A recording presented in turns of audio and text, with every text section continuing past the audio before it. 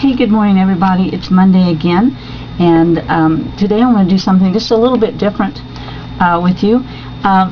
Most people who know me know that I'm an artist at heart and been painting since the early 1980s, and I want to share with you today something that was in one of the painting magazines that I subscribe to, and it's the June 2013 issue of Paintworks, and inside is a design by Tammy Wilson, courtesy of Stampendous Stamps, using some stamps and some paint together.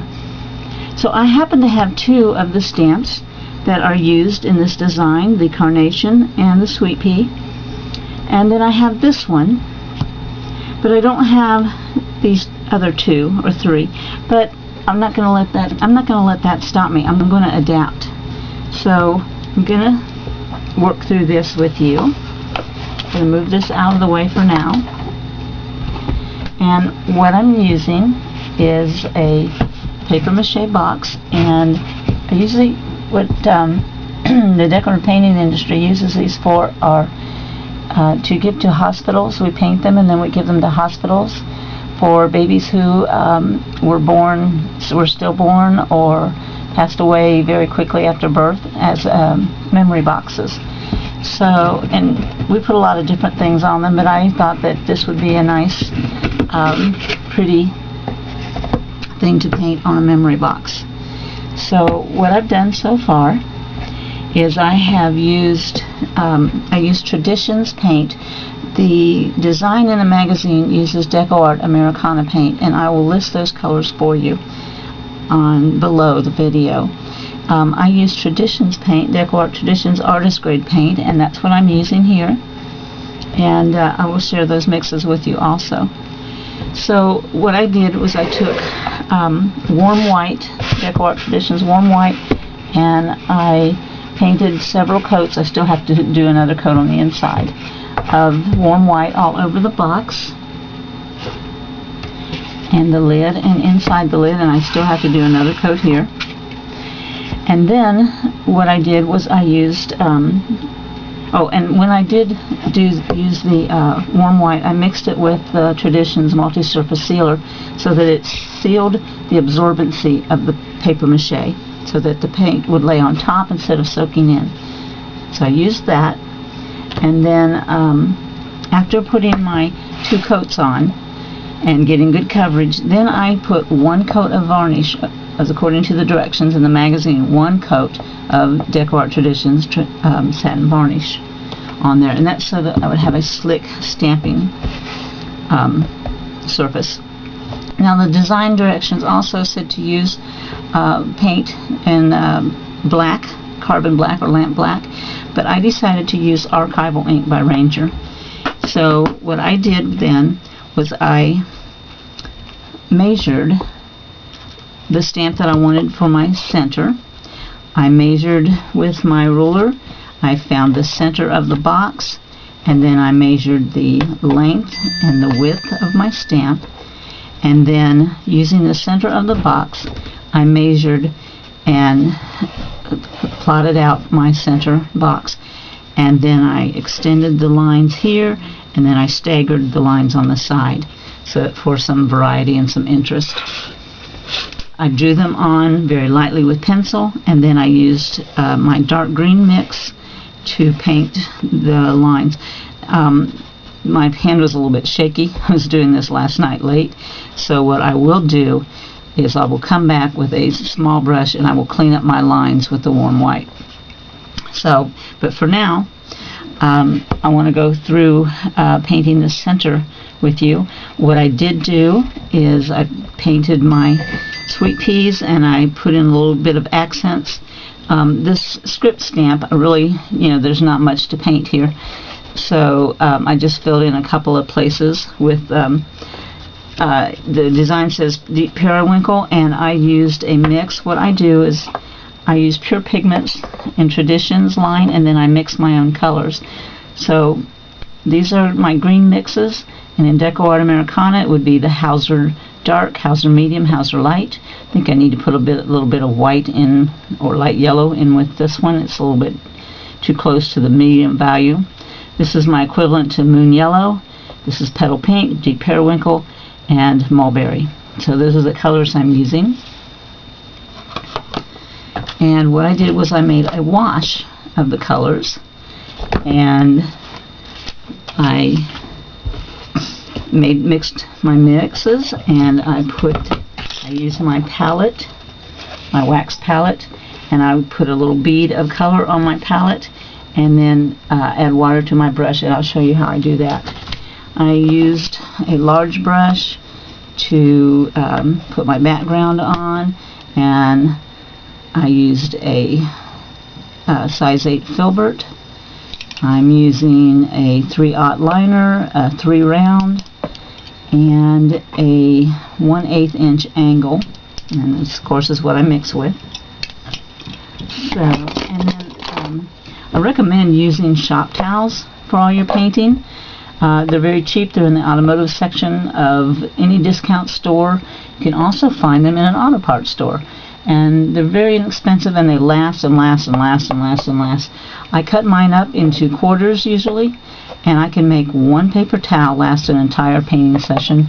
And then what I can do later is I can dry them off and use them again, because they're very, very sturdy. So wanted to recommend that to you. So these are the stamps I'm using: Sweet Pea, Carnation, and then the word collage. So I've got those stamps on there already. So let's paint the carnation. So I'm going to open my paints up, and what I've done is I've taken 2 layers of the shop towel, and I've wet it down, and I put my colors on this wet palette, and then I close it, and this is an airtight little container, and they stay in here for days, wet and fresh. And what you want to do when you are ready to stop for the day and you want to preserve your paint, you want to take a spray bottle of water, sorry, froggy throat today, and spray the lid and close it up, and that will keep your moisture. Okay, so I want to start with the leaves and forget what this is called. I've just had a blank. Anyway, with the greenery. Okay, so what I'm going to do is I'm going to take my light value, and I'm going to use my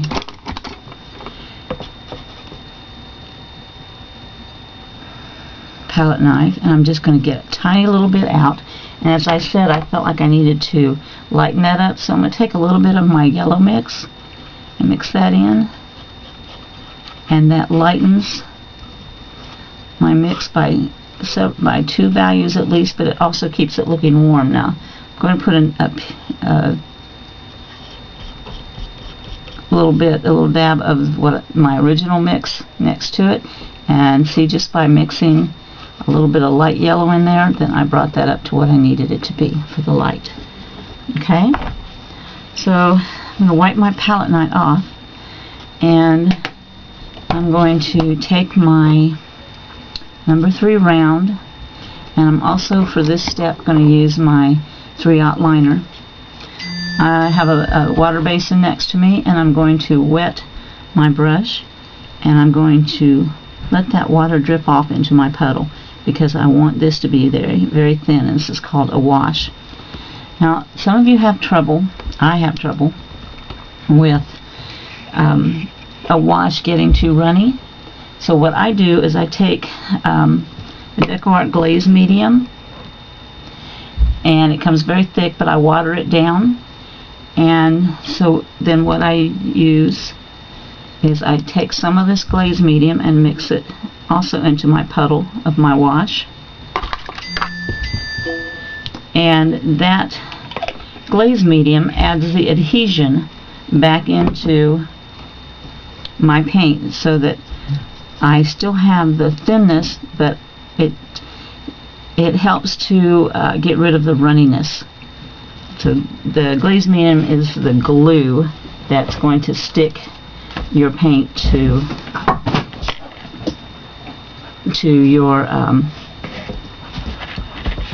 your surface.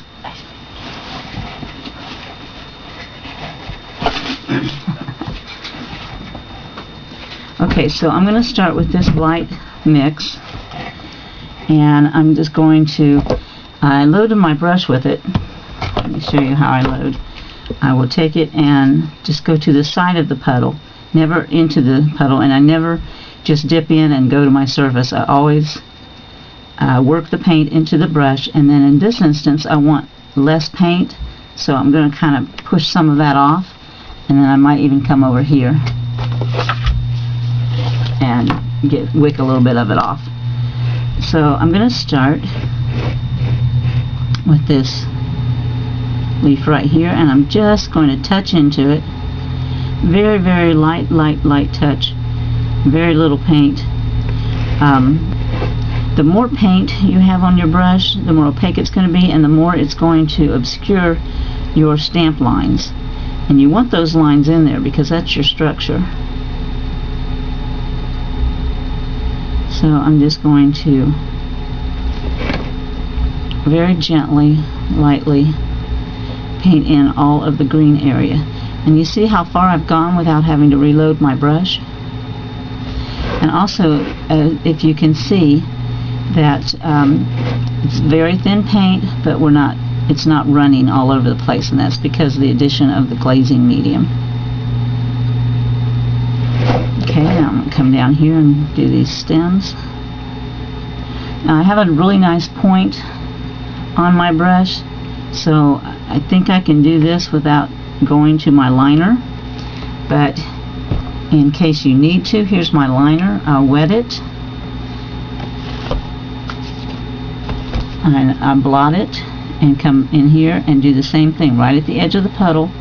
I work it into my paint and then pull some of it back off. And then I come here and get these thin lines.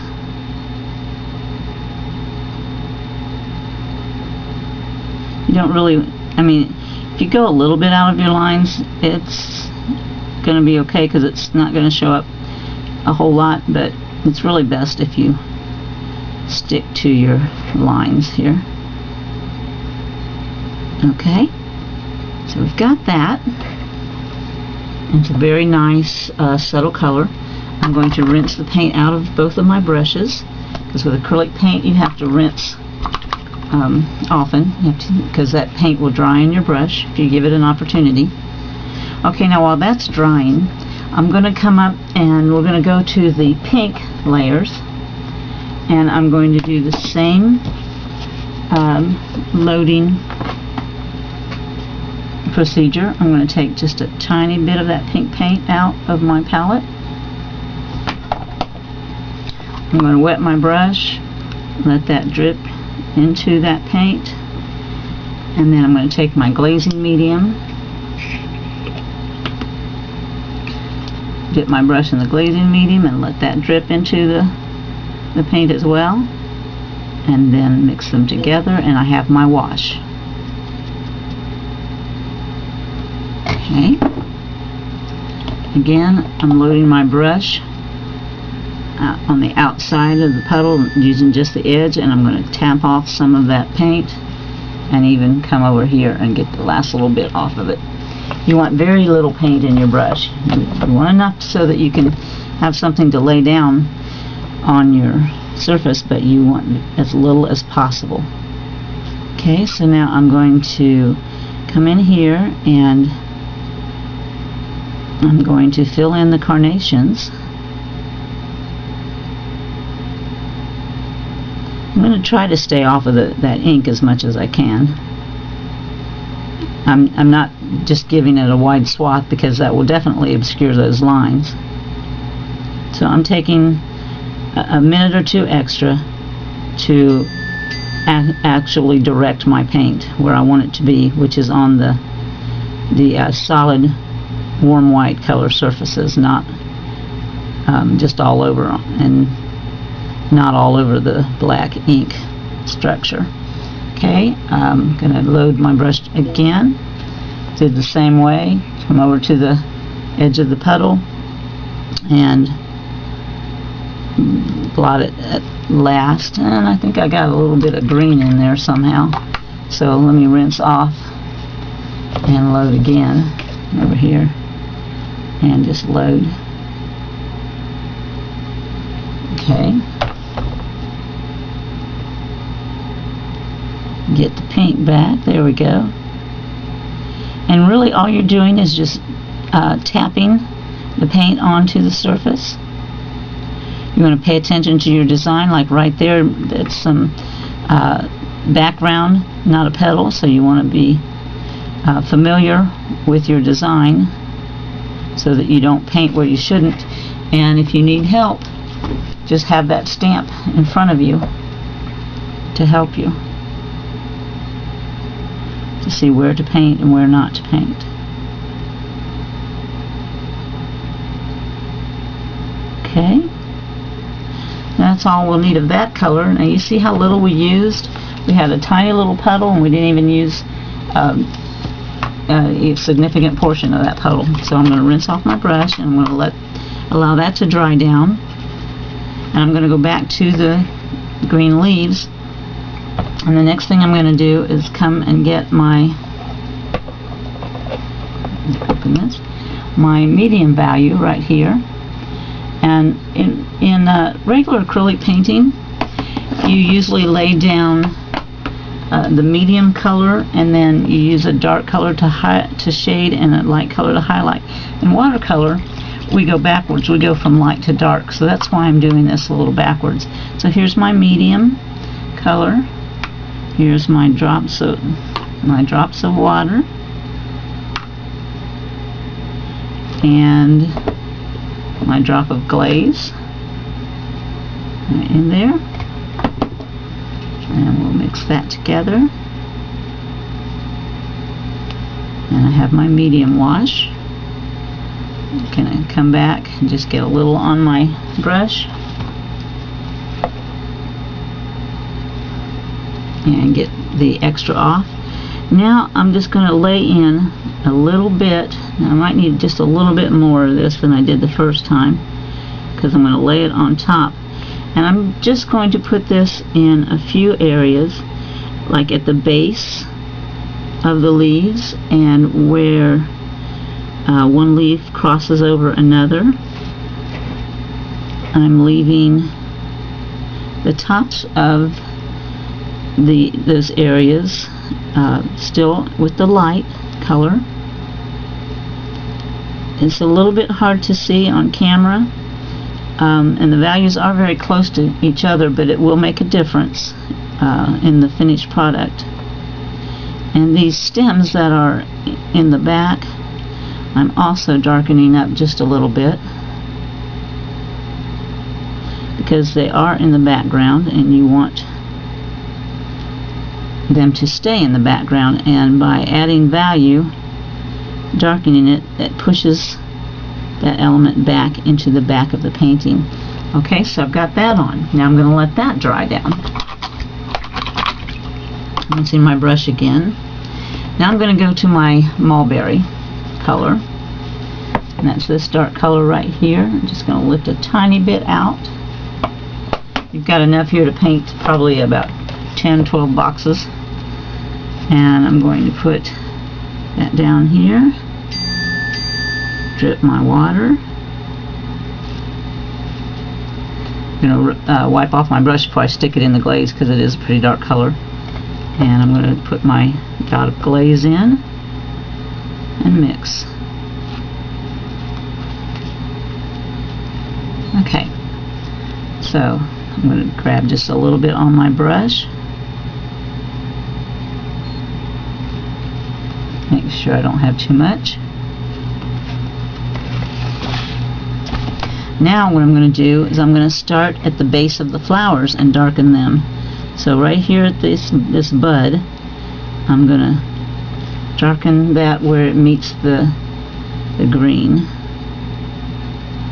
And again, I'm just tapping that color in there. And then I'm going to do it at the base of all of these other petals. And one way to for a good clue as to where to put this dark is where you see these lines, these shading lines here in the petals.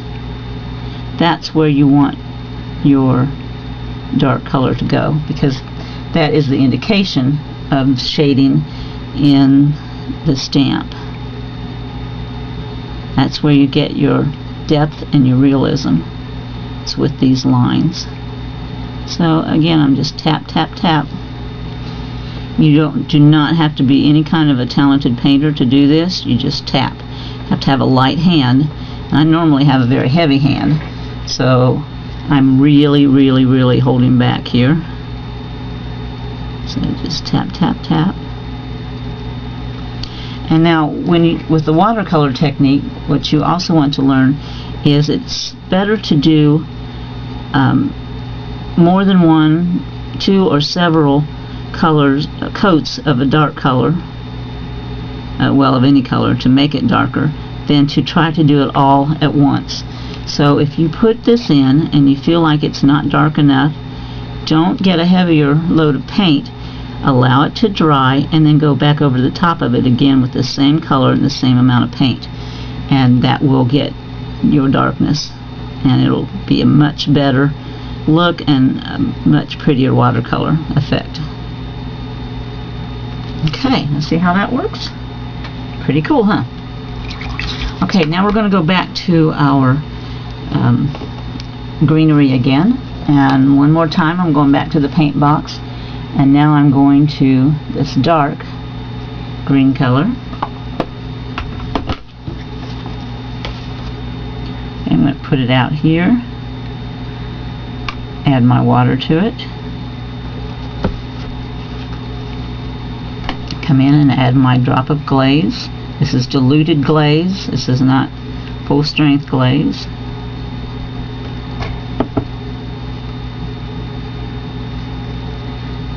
Get as much as I can off of my paintbrush. Basically all you have to do is lay it into the towel and it will absorb. Now I'm going to go one more time, and I'm going to really, really darken these bases of these leaves and these back stems.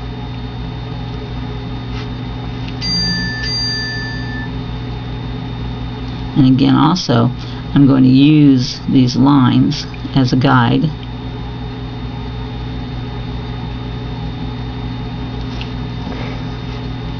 Do you see how we're creating depth through layers? This is what is so fun about painting, is taking a two-dimensional object, which is our picture or our stamp, in some cases our line drawing, and turning it into a three-dimensional object that just comes right off the page at you. It doesn't take very long, and it's very rewarding.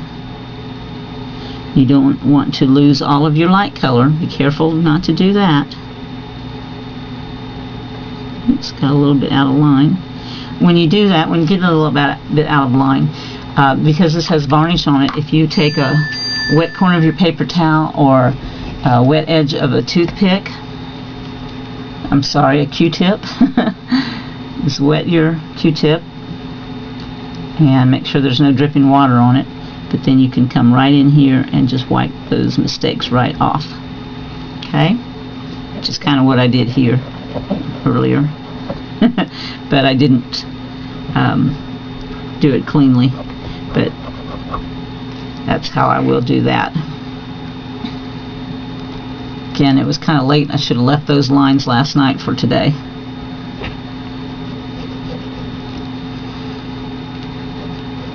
But you can come back and clean up where you need to. Okay, so let's take a look at our carnation, and I think that it would be good to get some more dark in there. So I'm going to go back to my little dark pile right here and load again. And I'm going to do what we were talking about.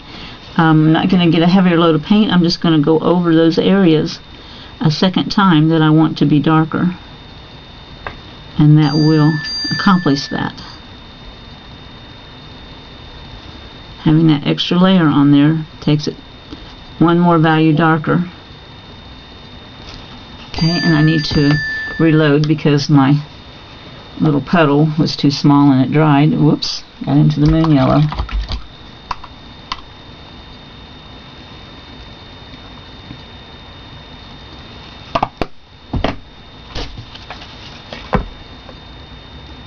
That on there, put my water in, and my drop of glaze. Very tiny amounts of paint, but you get a lot of impact. Okay. Now I may have made my mix there just a little too light, so I'm going to come back in and just get another touch of paint and do a little more mixing over here so that I come back to my original color. Okay. So I'm going to continue laying in that one more layer.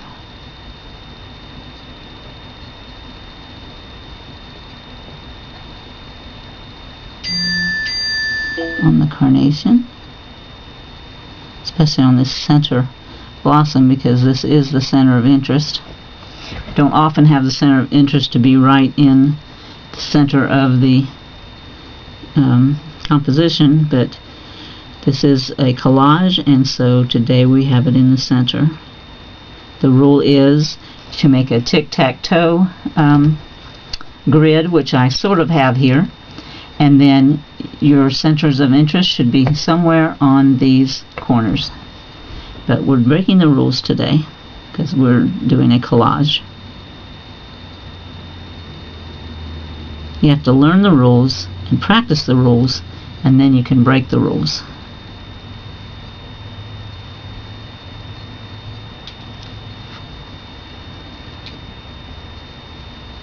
Okay, again, I'm just tapping, dabbing.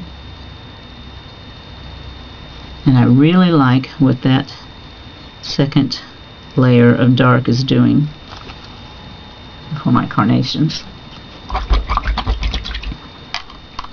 Okay, we can also come back in here now that we're a little bit dry and deepen our dark greens in some areas. We don't want to do every area, but you do especially want to do it at the base of the leaves, or like here, this is a turn, so we want to do it there. I'm going to do it up the side. Here's a turn. Get this side. Get this base. Places where petals cross, you always want to be dark because that's the shadow where they cross. And there we have it. I'm going to hit this with my heat gun real quickly to make sure it's dry.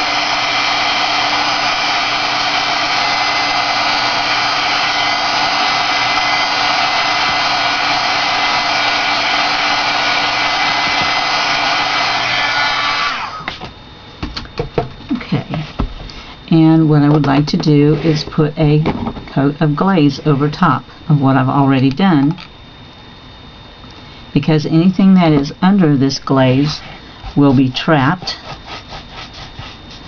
and you can't mess it up. If you come back and spill something or drop your brush with some paint on it, you can just wipe it right off and it will not affect what's underneath it and what we have done before. I'm leaving that center section for last to make sure it's cooled off.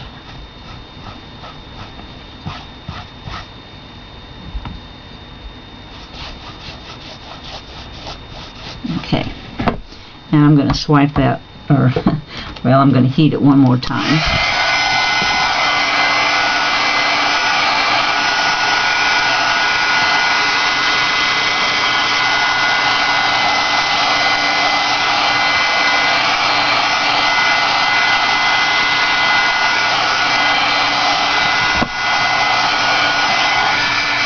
The glaze dries very quickly, it takes about a minute, but I want to be sure that I don't have any wet areas.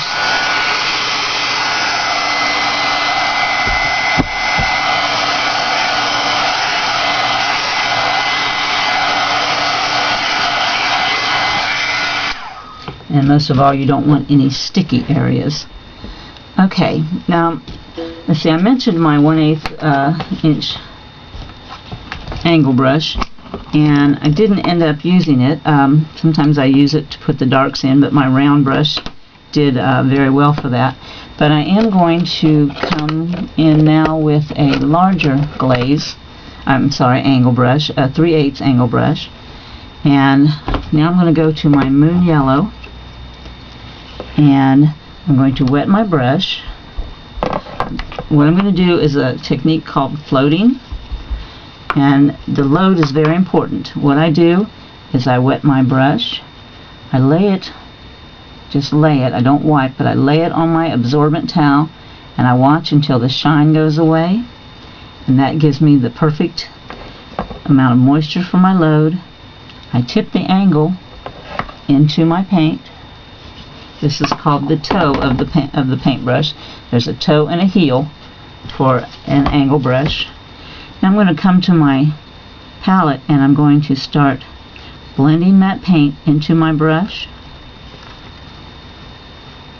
And you will see that because of the way it's loaded, the paint is heavy on the toe end and it feeds out to nothing going towards the heel. That's what I want. It has to have that gradated flow out into nothing. And then what I'm going to do is I'm going to come here and I'm going to put the toe up to the line, and I'm going to paint down this edge of this line.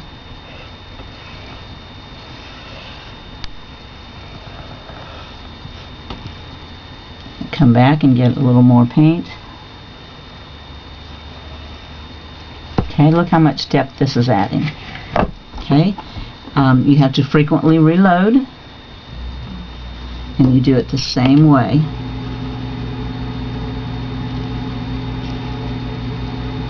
Tip in, come to your palette. Don't ever forget to come to your palette and blend.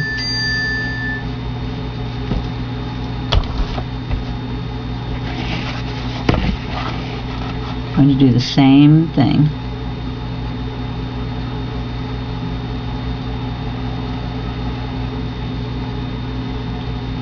You run out of paint on one side of your brush, you can flip it over, go to the other side. You need to reload.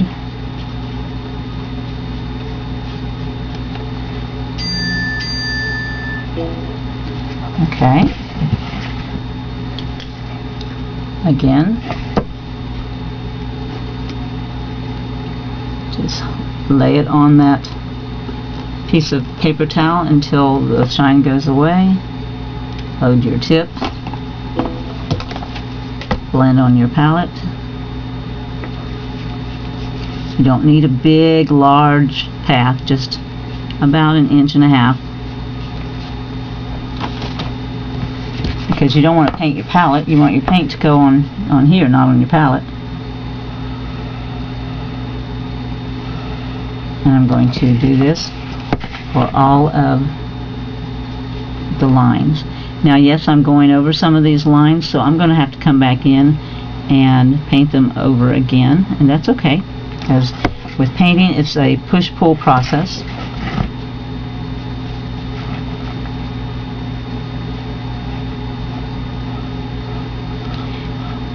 It does not make any difference if you are more comfortable, cat hair, if you're more comfortable with taking your making your float with short strokes, or if you want to use one long stroke. You must continue to reload same way every time.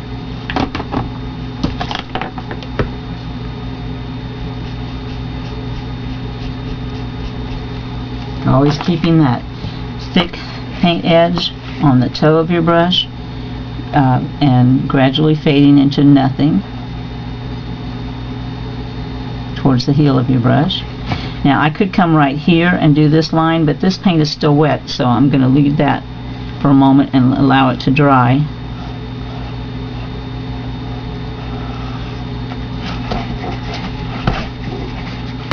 I'm going to come back over, loading once again, the tip of the paint.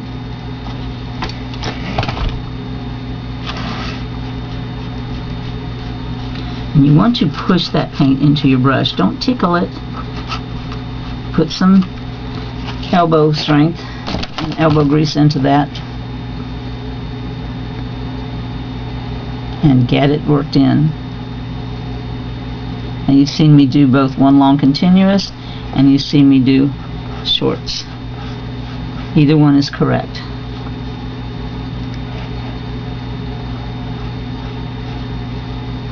You must use archival ink if you're going to ink this rather than paint it, because any other type of ink will smear and wash away when you put the paint in it, because the paint has water in it. So your distress inks will not work. Memento might work, I'm not sure, but I know that archival does. Okay, let's come back over here.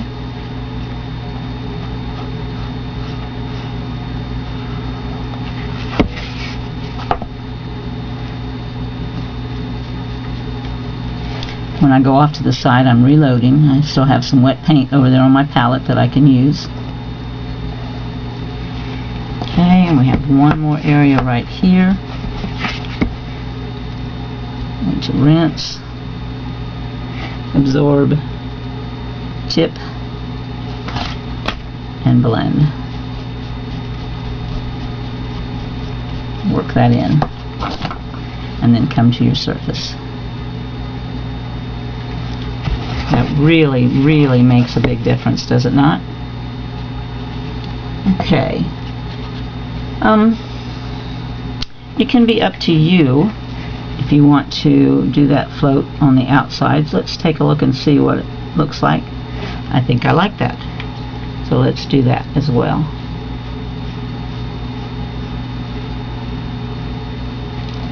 Okay.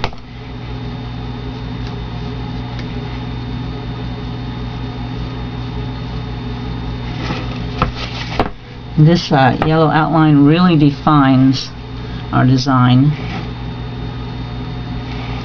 and what it also does is it traps your viewer's eye, because every time the viewer's eye tries to fall out of the painting, like you can do this because this is only half of a stamp and the eye might want to travel all the way up, by having this yellow barrier right here, it stops that eye and sends it back into the painting.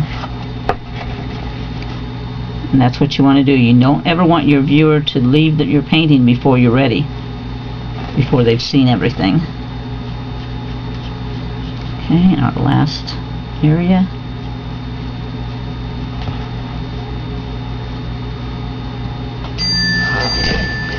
And there we have a really nice surface. It's cheery, it's pretty.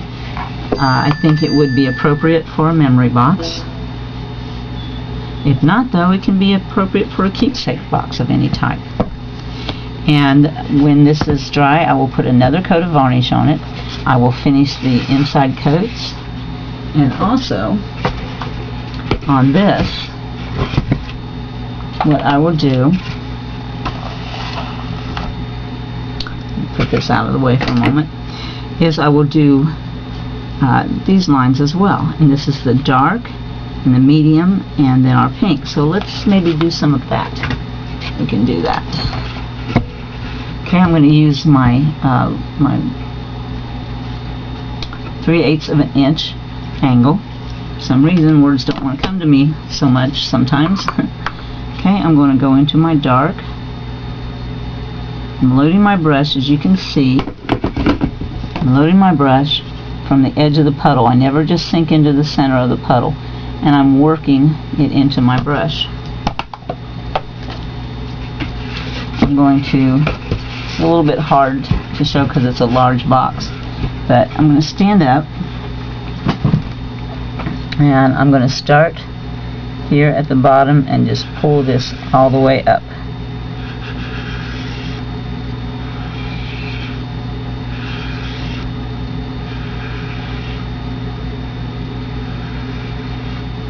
I'm not real worried about having clean edges because that's not what it has on the design. So I'm going to say True to the Design by Tammy Wilson. And I'm going to go around, loading my brush again. I'm going to go around and I'm going to leave a couple of inches between each stripe.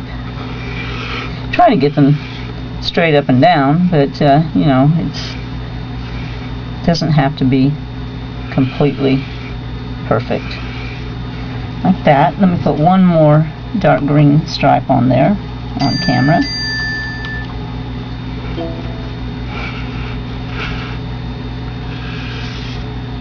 Yeah, that's a little wavy, isn't it? Okay, then I'm going to take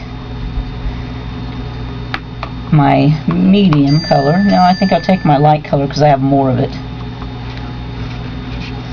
And I'm going to put another stripe.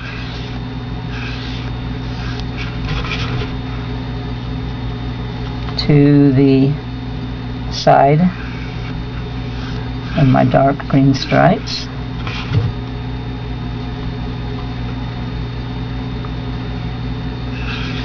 Hope I'm getting this in camera. It's a big box. Okay. And then I'm going to take my liner, my little thin liner, and I'm going to take my pink,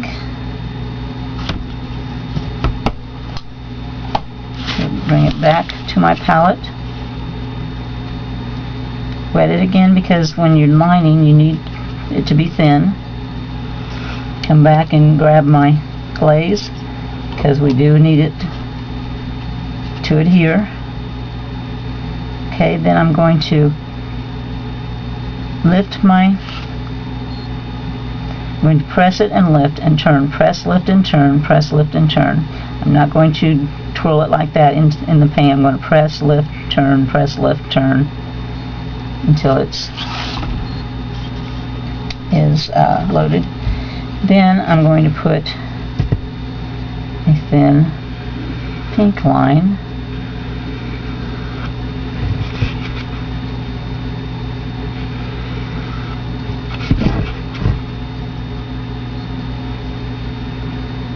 on the other side. Oh, that's pretty wavy. My goodness. Not a good one, huh?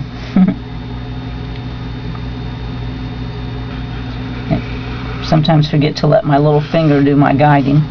And then there's also going to be one around the bottom. And another one. Let's see. Nope, just that one. And then we go back to our light color green and with another one like that. And that's our outside of the box. So I hope you had fun painting this with me today, and I hope you'll try it. It's a mix of paint and stamping, and it's